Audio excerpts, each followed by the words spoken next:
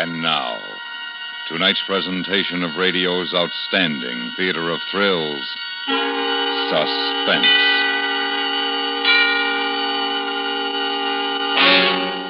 Tonight, we bring you a transcribed story of a man caught in a mine shaft, trapped by his own conscience.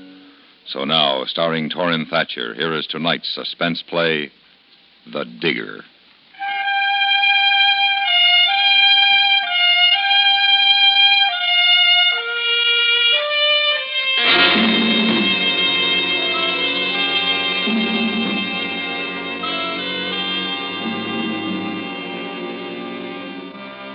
Carton was not a tall man, not over 5'7", but the attitude of determination he had acquired the day before, when he had unexpectedly sighted his quarry, seemed to have added at least a foot to his stature. As a result, he walked through the dirty, narrow streets of the native section that morning without incident. No one blocked his path.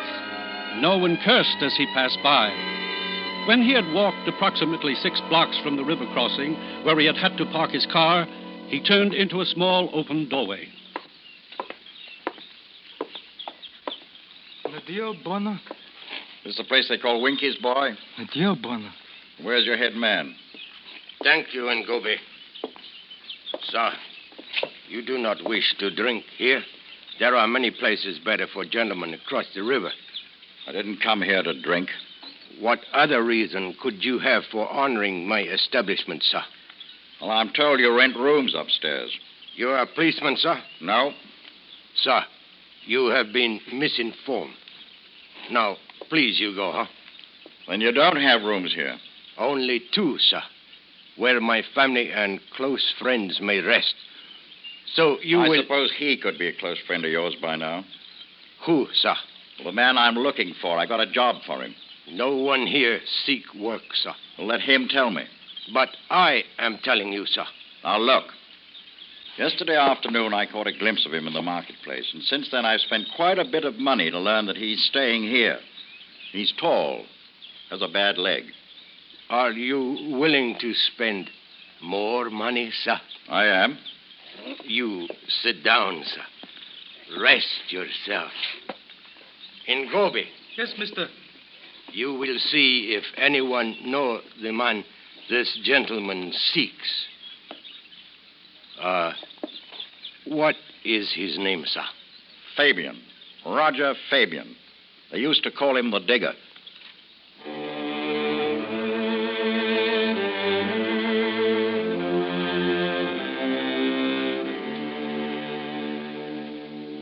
Upstairs in a small, musty room almost directly over Carton's head, Fabian sat on the edge of a narrow cot. He had aged in the past 2 years. His stomach had soured, and he had grown thin, so that now he scarcely resembled the man once known as the Digger. For several weeks, he had heard that someone was asking questions about him, trying to track him down. And several weeks ago, if he could have paid Winky what he owed, he would have left this place and gone north. But he never seemed to have enough money, so now he waited, knowing the man would find him, wondering what the man wanted. Near Fabian, standing at the window combing her hair, was a woman about 20. She turned toward the door when Ngobe knocked. Yes? Who is there? Ngobe. What do you want? Mister say Bonner come. Man here to see him. Tell him I'll be... No, tell him to come up here. Dear Bonner. Well, what's the matter with you? You will have to go away. Now, where'd you get an idea like that? You do not eat. And at night when you are sleeping, you cry out. Oh, and that means I'll be leaving you, eh? You have been hiding. What you were hiding from has found you. Now it take you away. Good thing you don't make your money telling fortunes. We'd starve. Carton. What are you doing here? Hello, Digger. Come in. Yeah, you sit here where it's clean. I'll squat on the floor. Tisha, get us a drink. Say, what would you like, Carton? Oh, nothing for me, thanks. Still a bit early. You sure? Yes, quite. Well, if you won't mind, hurry it up, Tisha. Would you like a cigarette? Oh, very much, thank you. Here, I've a light.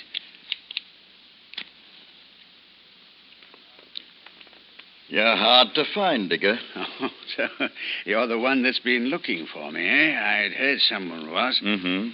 Been a long time, hasn't it? 2 years. 2 years, 7 weeks. You haven't forgotten. Could you have? I don't know. It depends on what really happened down there. I told the court of inquiry what really happened. Yes, of course you did. How long have you been living here? Long enough. I suppose you know how it looks. You know how it feels? Oh, I'm sorry, old chap. I didn't mean to. You think I live here by choice? I couldn't get a job after I left the mine. Not a job anywhere. I tried for over a year before I gave up. I'm sorry. Yes, everybody is sorry, including me. Poor old Digger had a bit of a rough go, didn't he? Took 30 men down with him. Things got a bit touchy during a cave-in, and only old Digger makes it back topside. You know the mine was closed right after that? Yes. Should have been closed before. It was already worked out. Well, perhaps not, Digger. They've opened it up again. They've what? I received a letter from Sandy McGregor. You remember him. Sandy? Sure. Now, look. He'd gotten some backing somewhere. Found tracings of another vein, most likely. Well, anyway, he asked me to look you up. He wants you to come back. And seeing you like this, well, naturally, I think you should. No, I couldn't. Not to Tabora. Well, what happened wasn't your fault, man. I know it, but no one else does. Well, Sandy must, he wouldn't have made you a firm offer. How much? 5,000. 5? Well, why not? There's no other engineer in the union knows that mine as well as you do. Know it like my belly. And you've had experience with the natives up there, too. What's that got to do with it? Well, nothing really, but... Well, after the cave-in, when they decided it'd be too dangerous to recover those bodies, the natives put some sort of a silly taboo on the mine. 5,000, eh? That's right. Now, what do you say, Digger? I say no. Oh, but good heavens, man, you... Carton, I have nightmares. I see those men trapped down there waiting for me, expecting me to come back and lead them out. You won't get rid of your dreams in this pest hole, Digger. Believe me, it'll help to go back. And if things don't work out, man, you... Please? Well, it's about time. Where's the drink? Mister say no more without money. And what you owe. Well, now imagine that, Carton. And I only owe the few lousy quid. Imagine that, will you? Digger, I purchased a truck from McGregor. Now, someone's got to drive it up for him. Now, if you like, I can have it at the river crossing tomorrow morning. I don't know. I'll get you out of here. Maybe your last chance. It would be better. What? It would be better for you to go back to this place. Oh, you've been listening. Seems she cares more about you than you do for yourself. Dio Buana. It's true. Well, let me have your answer, Digger. It's been already 2 weeks since he asked me to find you. Now, you won't wait forever. 2 weeks. You started looking for me just 2 weeks ago. Well, that's quite a while to wait when you're anxious to get into production. I know he won't wait much longer. Now, what do you say? This woman would make a fine fortune teller. You buy me out of here, and I'll go.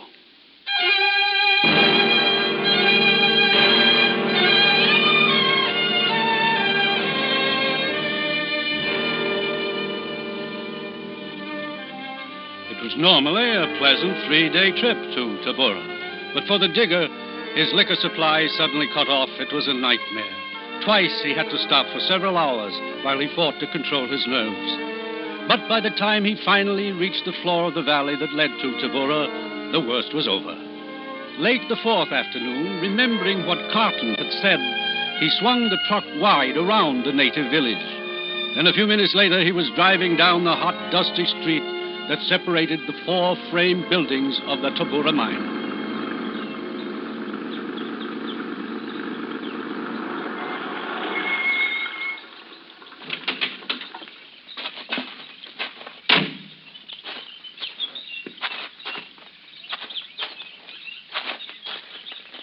Hello, anybody here?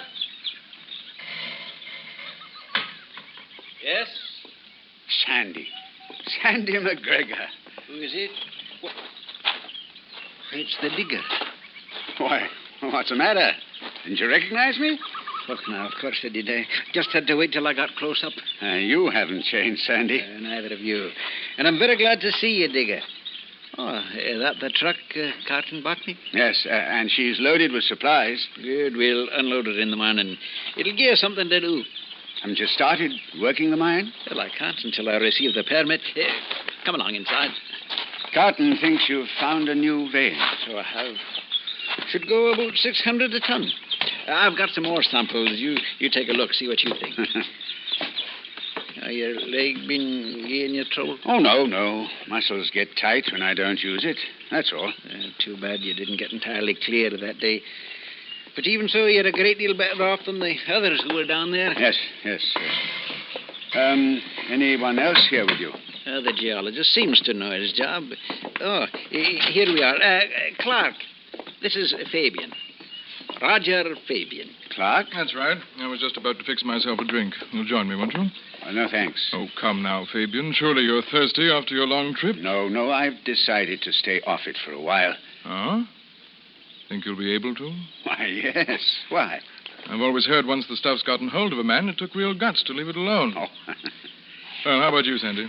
No, not now. I'm going to take another look around for Miggy. Miggy's our newest recruit in the village, digger. Oh. He disappeared right after luncheon today. Carton said you were having some trouble with the natives. Well, nothing to it except threats. They don't want us going down into the mine. Big taboo. I'll be back in a few minutes. So you're the famous digger. I've heard a lot about you. Oh? From Sandy? No, he scarcely has mentioned you. Sure you want to have that drink? Quite sure.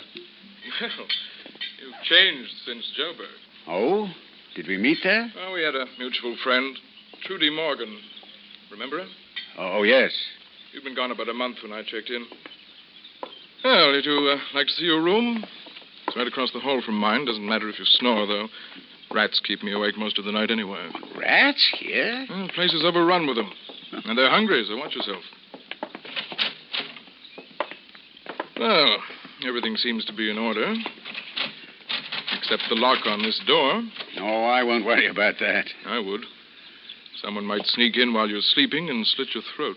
Well, it's not very funny, Clark. It wasn't meant to be. Now, come along. We'd better get your gear in before dark.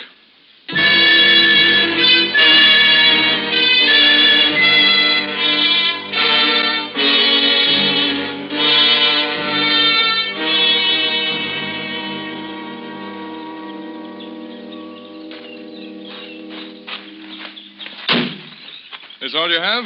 All I brought with me. Hello. I wonder what they're up to.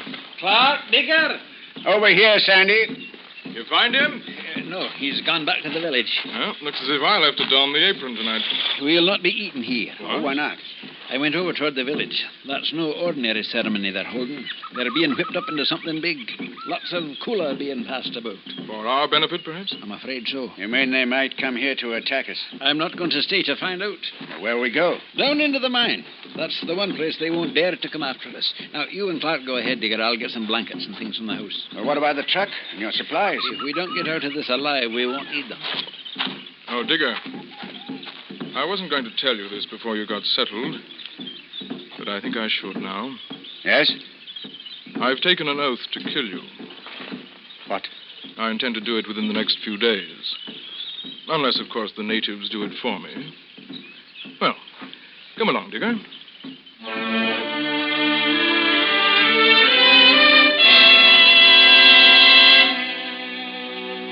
You are listening to The Digger, tonight's presentation on radio's outstanding theater of thrills, Suspense.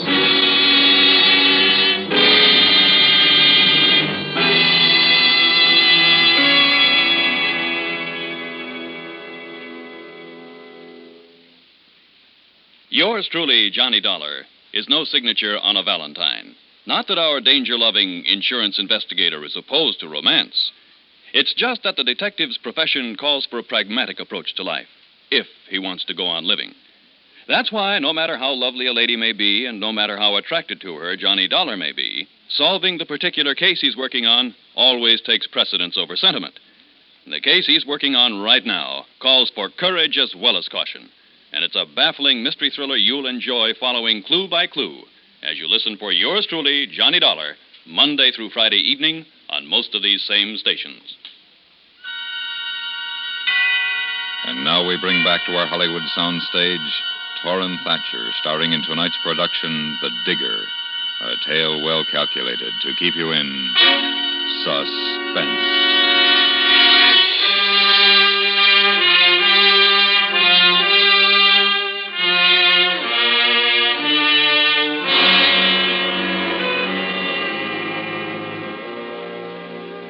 By taking advantage of the digger's bad leg, Clark managed to stay several paces in front of him as they walked toward the mine.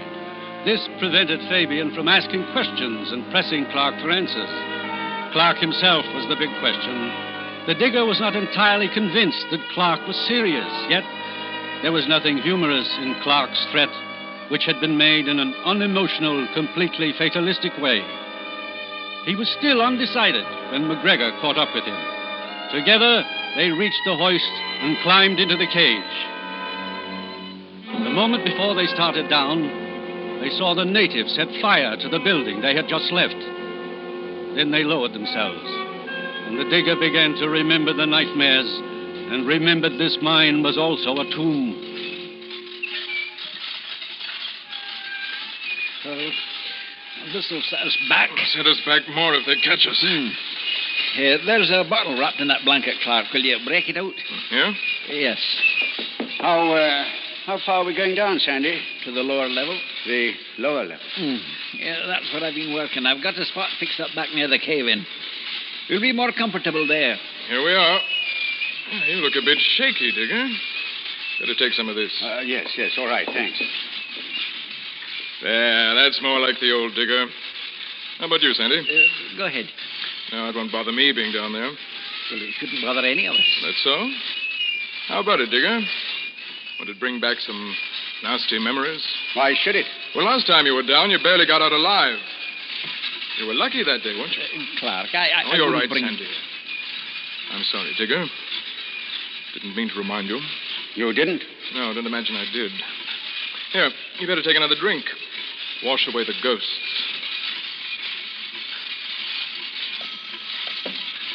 Well, we're doing.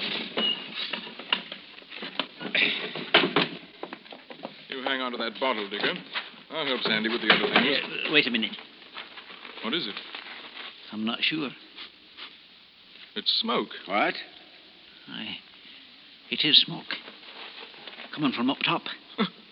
They're trying to smoke us out. Yeah, well, that'll take a lot of doing. Come on. Let's get back where we can rest.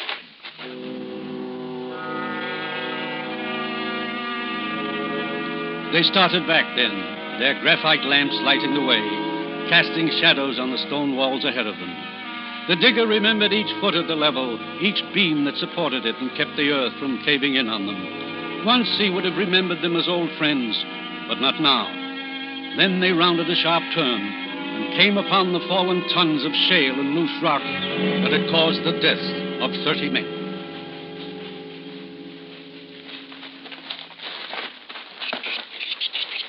Did you see that, Clark? Yes. What was it? A rat. Filthy little rat.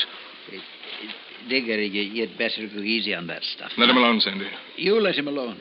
You're the one's been after him. It's all right, Sandy. Don't you worry about me. Come on, let me have the bottle, Digger. Yes, sure. Here you are. Thank you. No. Sit down. We'll be here all night anyway.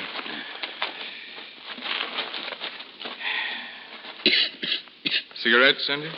No, thanks. We'd better not smoke down here, just in case. Whatever you say. Digger, did you know all the men that were in here that day? No, not all. But most of them? Yes. I saw a letter you wrote to the wife of one of them after it happened. I wrote a good many letters. Yes. This woman lived in Suffolk. Has 2 kids. No. They're about 11 and 14 now. You know who I mean, Digger? No, I don't know. Well, was she Henry's wife? Yes, I wrote to tell her to try explain how it happened. And how you managed to get out when no one else did. She believed you, but I didn't. What? No, wait a minute, Clark. You wait. I've been looking for him for over 6 months. I'd almost given up. Why, Clark? Why? Don't you know? Has your brain rotted that much? What? Can't you remember his last name? No. Henry's last name. He was your friend. No, I don't. You sent his things back to her. I sent them too. No, you can't be... Clark. Henry Clark, Digger. No, You're Henry's brother? That's right. Well, why didn't you tell me? It didn't matter to you. No. Why did you lie to her like that, Digger? I didn't lie. You lied. No, I didn't. Then and at the inquest. Now, stop it, Clark. He was cleared at the inquest. Because there wasn't anyone to testify against him. But there is now. And he's right here, sitting beside me. You remember Trudy, don't you, Digger? The woman in Joburg? Yes. She told me about you. Yes. All about you. You have nightmares. The same one, over and over. Clark, please. Trudy told me she used to come into your room when it was at its worst. You'd be yelling, should have warned them. No, Why didn't I warn them? Clark. And while you were saying it, you'd throw your arms and legs about as if you were fighting your way through hell. Now, Clark, even if it is true, why not forget it? I'll forget it when he can sit here on my brother's tomb with a clear conscience. Oh. Without being sick afraid like he's been since we entered this place. And you know what he's afraid of, Sandy? Of the men buried here. No. Isn't that right, Digger? No. Isn't that right? Yes. Yes. And you're afraid of them because you ran. You left them behind. Yes. You saw the danger signs. You knew it was going to give way. Yes. But instead of taking time to warn them, you ran. Yes. Isn't that true? Yes. Isn't it true? Yes, it's all true. Yes. Okay. I've known you a long time, Digger. I've seen you do things that took more than I had in me. Couldn't help it. Believe me, I couldn't help it. Cave-in's the only thing that I've ever been afraid of in my life. Fire, explosions, gas. Yes, I was afraid of them. But not like a cave-in, where I'd be crushed to death or die fighting for air. Please, Clark, I couldn't help it. Believe me, I couldn't. No. It's all right, Digger. You speak for yourself, McGregor. Now, Clark, you're not going to keep after him. You want me to shake his hand? Show him the meaning of brotherly love, that it? There'll be no harm in it. And a lot of good for both of you. You go to... We may all do just that if they keep on pouring smoke in here.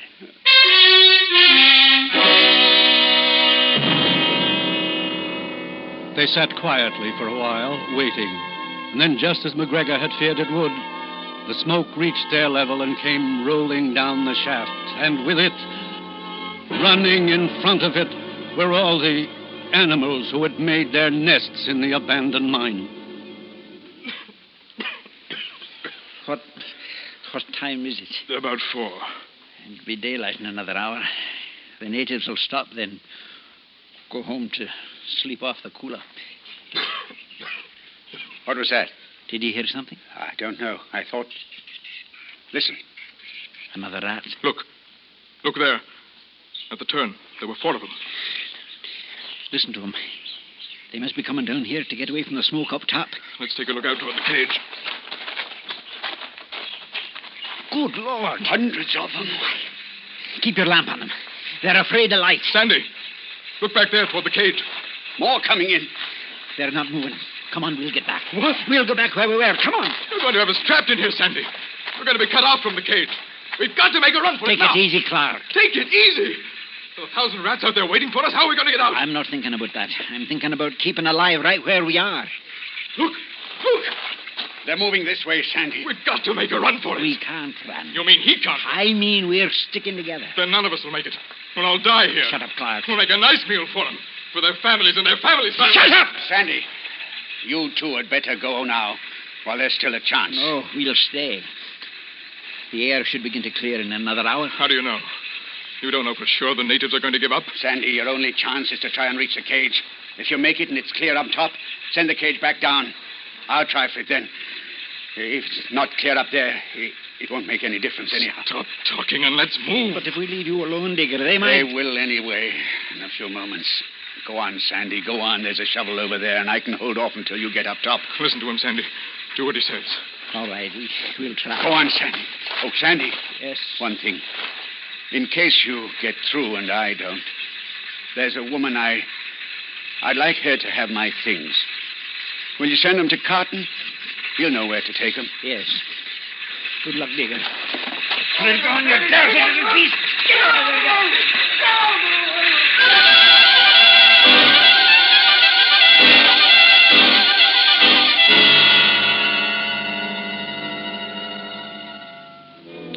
A few minutes later, Clark and Sandy McGregor, having fought their way to the cage, reached the top of the mine and stepped out into a clear blue dawn.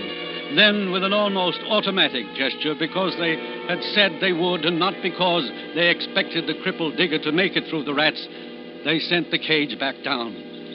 Then they waited. How long's it been? Long enough. Yes. Clark, he made it. He made it. Come on, help me pull him up.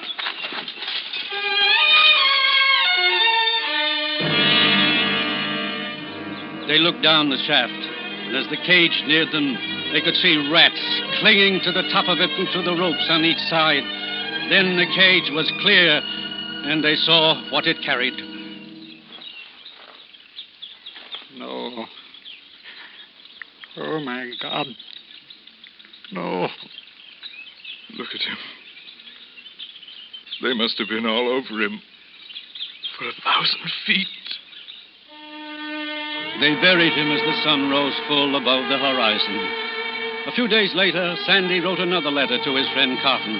The day after receiving it, Carton drove again to the river crossing, parked his car, and crossed into the native section. Before he reached Winky's, where he was to give the woman a very small package, he had been pushed, cursed, and spat upon.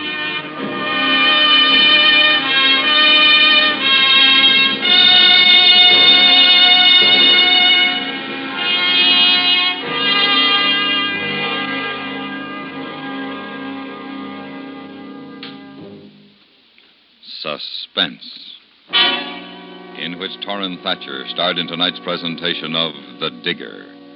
Next week, we bring you a story of a boy who ran from a prophecy but couldn't escape its deadly promise. We call it The Strange Prophecy of Bertha Abbott. That's next week on Suspense.